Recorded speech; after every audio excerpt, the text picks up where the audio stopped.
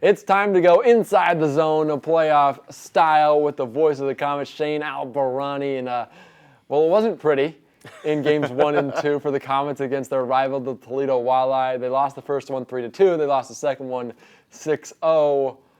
Take me through those 2 days and kind of what went wrong for the Comets. Well, Game 1 was pretty much just a microcosm of the season. You get a couple of bad bounces. The game was tied at 1 in the third period. They got a 2-on-1 off of a block shot, which we've seen so many times this year. That turned into a 2-1 game. And then, we fell asleep there for about 30 seconds after the next face-off, and they scored another one 3-1. And by that time, late in the game, you get one late, but then it was too late. So, but the team had a chance to bounce back the next night. Did not. They came out pretty flat, and it was a pretty physical hockey game.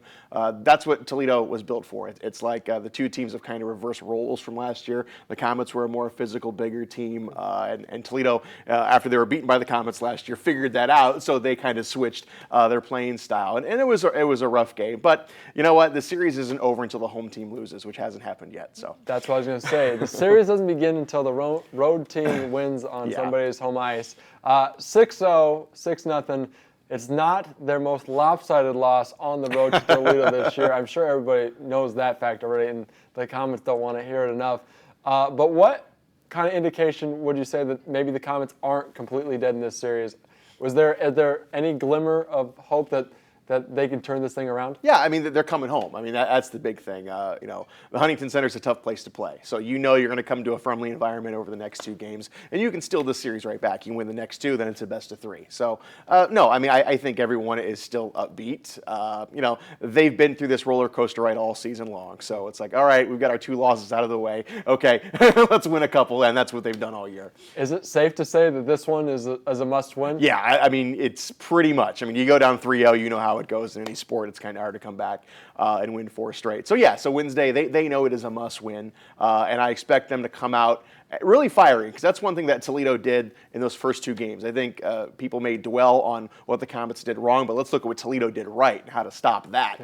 They came out, the first 5 minutes just came out firing, because they know if they can get the lead, especially in that building, they're very tough to beat. So, scoring first is paramount in this series, and we've already seen that. What will it take to win Game 3? I mean, you talked a little bit about scoring first, but what kind of attributes do they need to have in Game 3 to win? They've got to create scoring chances, because that's one thing happened in Game 2. Toledo just took away every scoring chance, every scoring lane, everything. So, there's a lot of speed, there's a lot of talent on this team. Guys like Sean Siblowski and J.C. Campagna who know how to create time and space for themselves.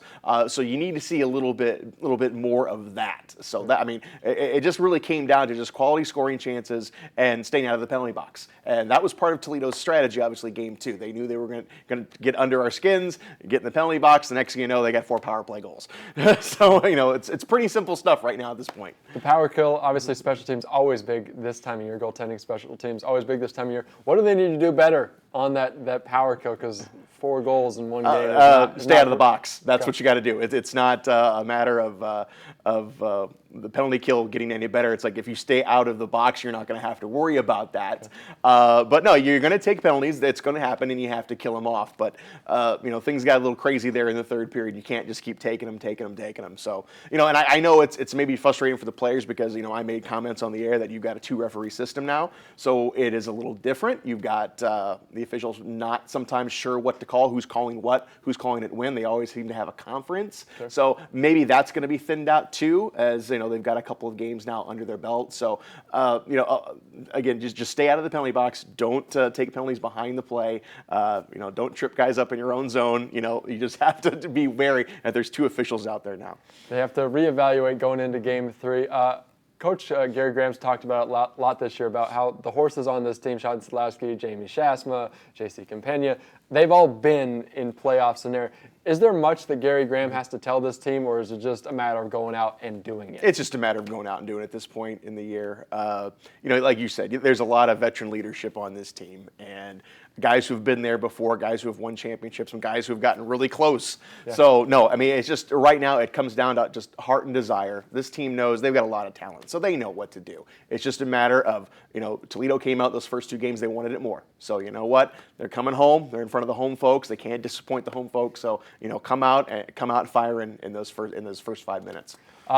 Obviously, Comets down 2-0, but the other side of the bracket is just as crazy as well with the Cyclones. But how do they? I mean, what do they need to do to win two, and how long does this series go? Oh, it can go all 7. I still have hope that that's what's going to happen. But you mentioned Cincinnati. 3 years ago, the Comets lost the first 2 games, the best of 7 series at home, and came back and won the series in 7. And what I said after the 2 losses against Cincinnati in that first round 3 years ago, I said Game 3, the Comets just can't win that one by 1 goal. They've got to win it going away to send a message. And what do? They went out and won 8-0 in Game 3. And I think that is also the same situation. You drop the first 2, all right, yeah, they got the better of you, but now you got to go out and pump those guys for 6 goals on your home ice and start to crush their spirits as well. Exactly. It was 6-0, but it's only just a 2 games to love lead, so it's not out of control. And obviously, like we said, series doesn't get going until you win on road ice. So Game 3 on Wednesday, Game 4, and then if necessary, Game 5 on Saturday back in Toledo. But that's for Inside the Zone. Check it out on Wednesday night.